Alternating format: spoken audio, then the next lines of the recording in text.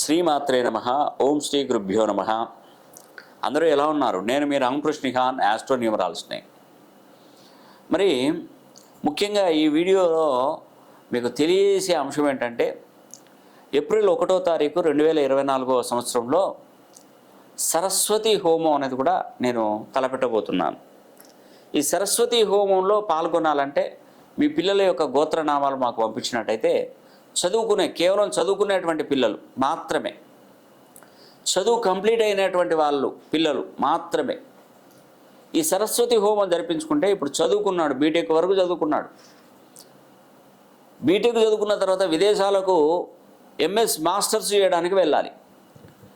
అలా వెళ్ళి అక్కడ చదువుకొని అక్కడ ఉత్తీర్ణత పెంచుకొని అక్కడే ఏదైనా ఒక జాబ్ సంపాదించుకోవాలనుకుంటే ఈ సరస్వతి హోమం ఎంతో మంచి ప్రాముఖ్యత కలిగి ఉంటుంది. కొందరు పిల్లలు ఎంబీబీఎస్ కావాలని, డాక్టర్ కోర్సులు చదవాలని, నీట్ ఎగ్జామ్ పాస్ కావాలని కూడా లాంగ్ టర్మ్ కోచింగ్లు కూడా తీసుకొని చదువుతూ ఉంటారు.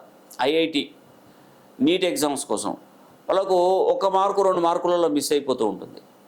కొందరు విదేశాలకు వెళ్ళాలని కూడా వెళ్తారు, కానీ అక్కడ చదువులో అంతరాయం ఏర్పడుతూ ఉంటుంది. వాళ్ళు ఎంతో పట్టుదలతో చదువుతారు, తీరా చూస్తే మార్కులు తక్కువ వస్తుంటాయి. అది ఎవరి లోపం, ఎక్కడ ఏ లోపం జరిగిందో మనకు చెప్పలేము. ఎందుకంటే మనకు కొన్ని సందర్భాలలో చూసినప్పుడు బాగా కష్టపడి చదువుతారు పిల్లలు. అమ్మాయి ఈసారి నేను ర్యాంక్ సంపాదిస్తాను, ఈసారి జాబ్ వస్తుంది, నాకు ఈసారి నేను ర్యాంక్ సంపాదించాను, నాకు మంచి డాక్టర్ సీట్ వస్తుంది, పీజీ సీట్ వస్తుందని కాన్ఫిడెంట్గా రాసి ఇంటికి వచ్చి చెప్తారు తల్లిదండ్రులకి.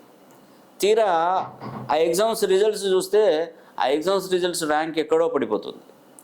చాలా బాధపడతారు. వాళ్ళకి ఏంటంటే అది చదువుకున్న దానికి ఇంత బాగా చదివి రాసినా కూడా నాకు ర్యాంక్ రాలేదని వాళ్ళు డిసప్పాయింట్ అవుతారు. మళ్ళీ నెక్స్ట్ అంతా ఎనర్జీతో రాయలేకపోతారు. అలా డౌన్ఫాల్ అవుతూ ఉంటుంది. కాబట్టి ఎప్పుడైనా గమనించండి, అమ్మవారి అనుగ్రహం కలిగితే, నేను అనడం కాదు, ఒకసారి మీరు చేసి చూడండి. అలాంటి పిల్లలు ఎవరైనా ఉంటే ఒకసారి చేసి చూడండి. ఎంతో పెద్ద ఖర్చులు పెట్టుకుంటాం, హోటల్కి పోతే 3-4 వేల రూపాయలు ఖర్చు అయిపోతుంది. బట్టలు ఉంటే వేలల్లో ఖర్చు పెట్టుకుంటుంటాం. విలాసంగా బ్రతకడానికి ఎన్నో ఖర్చులు పెట్టుకుంటారు. కానీ ఒకసారి మన భవిష్యత్తు, ఈ రోజులలో చదువు మించినటువంటి వేరే ఏది లేదండి.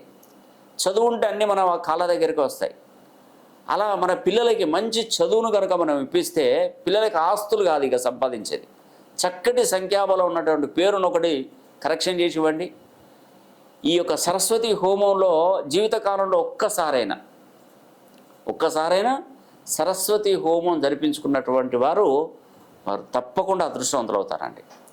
ఆ యొక్క అమ్మవారి అనుగ్రహం కూడా మీకు దక్కుతుంది. ఎందుకంటే ఈ సరస్వతి హోమం అనేది కూడా మూలా నక్షత్రయుక్తంగా మనం చేస్తున్నాం కాబట్టి, ఈ మూలా నక్షత్రం అనేది కూడా నెలకు ఒకసారి మాత్రమే వస్తుంది. ఆ నెలకు ఒకసారిలో ఈ ఏప్రిల్ 1వ తారీఖున వస్తుంది. కాబట్టి సరస్వతి హోమం జరిపించుకొని అదృష్టవంతులు అవ్వాలని కూడా నేను మనస్ఫూర్తిగా కోరుకుంటూ సెలవు తీసుకుంటున్నాను. సర్వే జనా సుఖినో భవంతు.